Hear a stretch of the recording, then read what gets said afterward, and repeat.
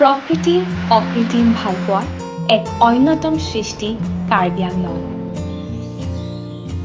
সেউজীয়া পাহাৰেৰে আৱৰা এই কাৰ্বি আংলঙৰ প্ৰধান বাসিন্দা হৈছে কাৰ্বি জনগোষ্ঠীৰ লোকসকল। কাৰ্বি জনগোষ্ঠী সংস্কৃতিৰে সমৃদ্ধ। তেওঁলোকৰ ভাষা, সংগীত, আ-অলংকাৰ, সাজ-পোছাকৰ আছে এক স্বকীয় পৰিচয়। এনেকুৱা বনাই লওঁ সূতা, তাৰপিছত আমি পেকক বনাওঁ আৰু উৰা কাপোৰো বনাওঁ।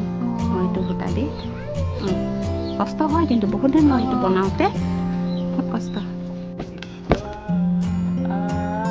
লগালে বহুত কেইজনী মানুহ লাগে, এইটো আকৌ সহজ কিন্তু এনেকে কৰি গামোচা লগালে এনেকে বৌটো এনেকে আগৰ দিনাৰ পৰা কাৰ্বি মানুহটো এনেকে খোলা মেখেলাহে বেছি লাগে।